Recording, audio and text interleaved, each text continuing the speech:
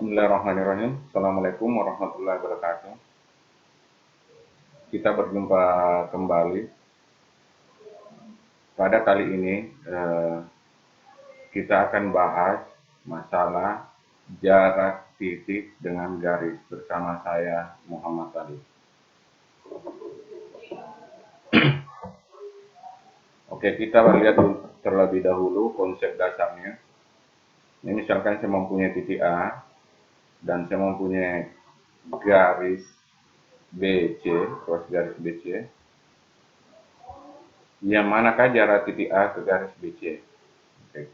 Kan timbul pertanyaan, yang manakah jarak titik A ke garis BC? Apakah A ke B, titik B, atau A ke titik C? Nah, sekarang, jarak A ke garis BC adalah garis yang ditarik dari titik A ke garis BC yang membentuk sudut 90 derajat, atau dengan kata lain, antara garis yang ditarik dari titik A ke garis BC membentuk sudut siku-siku. Jadi dia tegak lurus dengan BC. Oke. Bisa dipahami, jadi ini konsep dasarnya.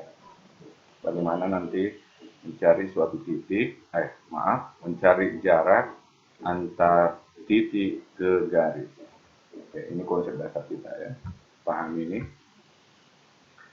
Selanjutnya, bagaimana mencari jarak tersebut?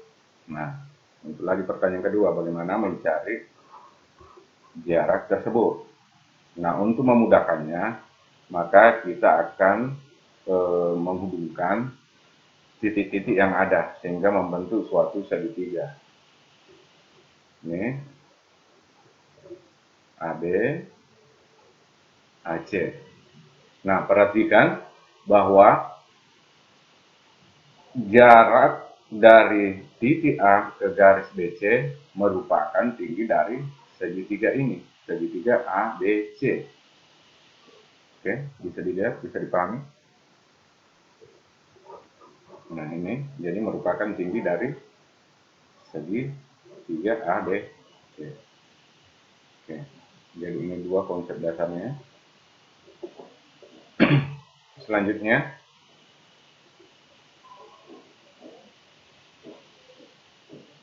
sebagai contoh kasus, kita mempunyai suatu kubus A, B, C, D, E, F, G, H. Ditanyakan berapa jarak titik A ke diagonal ruang EC.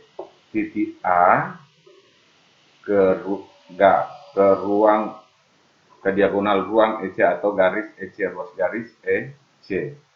Oke. Apakah ini atau ini atau ke sini atau ke sini? Ya. Yang mana? Tentunya dia tarik lurus ke sini. Oke.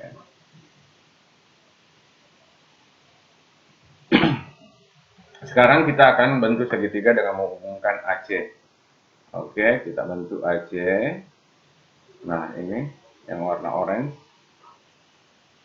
Perhatikan bahwa jarak titik A ke EC merupakan tinggi dari segitiga EAC. Jadi siku-siku di sini untuk segitiga ini EAC, siku di A. Sekarang muncul pertanyaan, bagaimana mencari tinggi segitiga tersebut atau jarak A ke EC, ya kan? Nah, saya rasa untuk mencari tinggi bisa kita pakai ada beberapa konsep, bisa memakai luas, bisa memakai Pitagoras. Oke. Nah, konsep-konsep selanjutnya akan kita pelajari.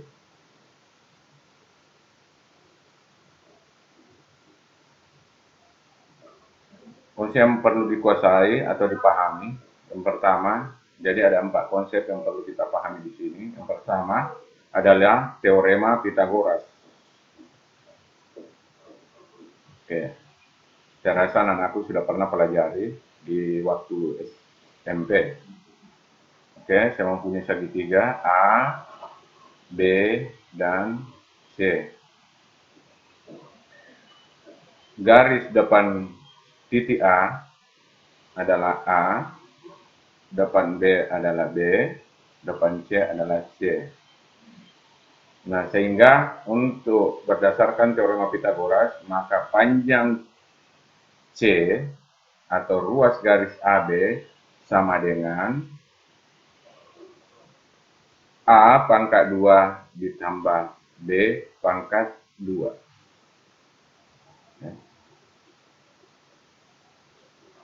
Begitu juga sebaliknya, jika A, maka C pangkat 2 dikurangi B pangkat 2.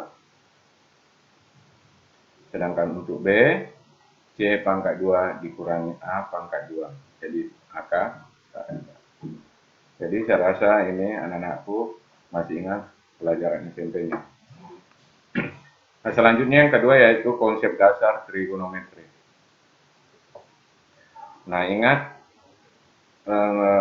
konsep dasar trigonometri waktu kelas 1. Ini saya mempunyai segitiga ABC.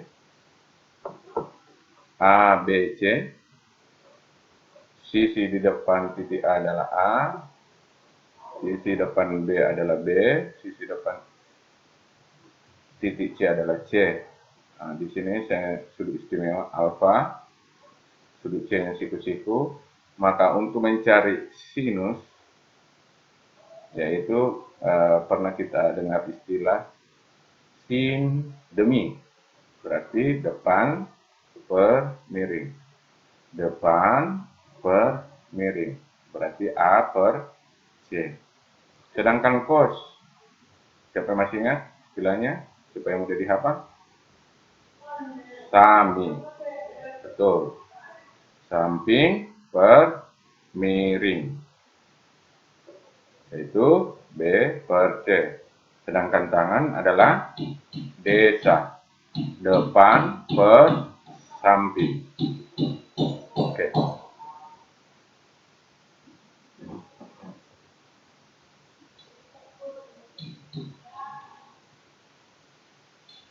Oke, selanjutnya konsep yang ketiga yaitu luas segitiga.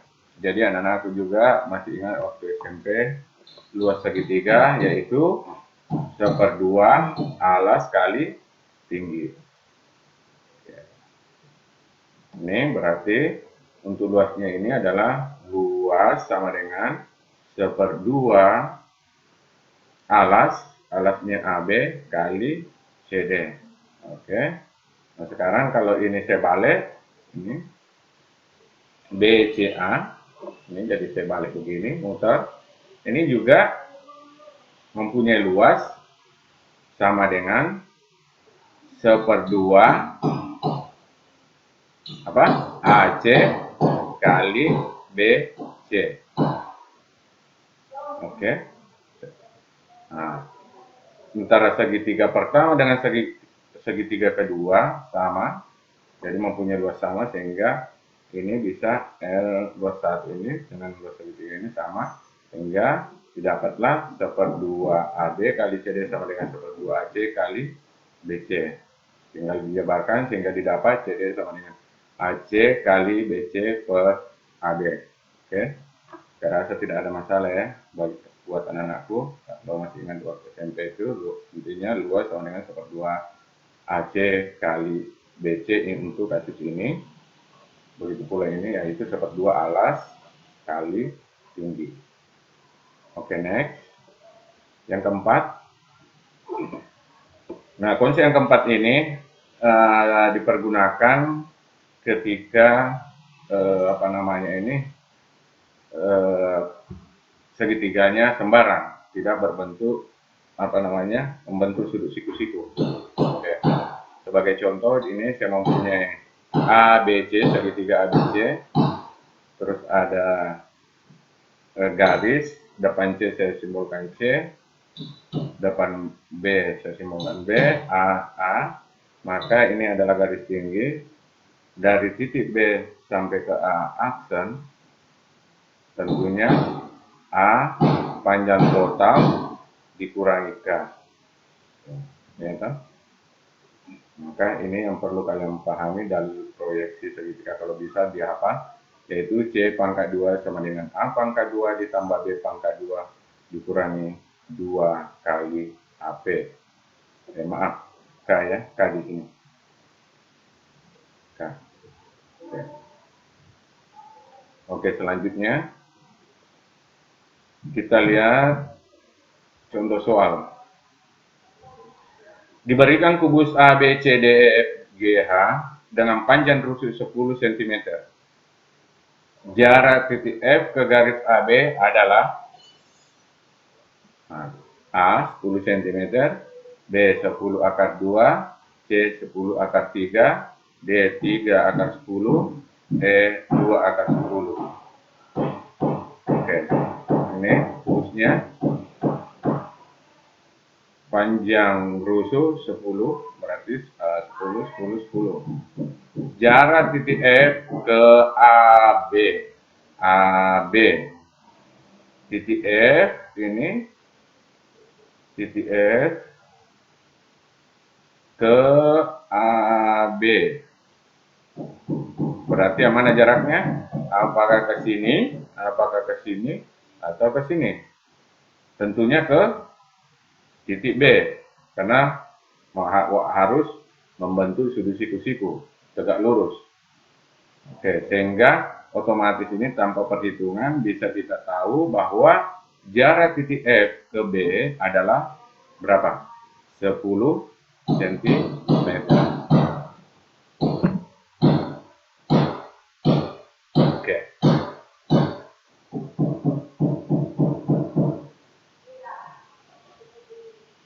Sekarang contoh kedua.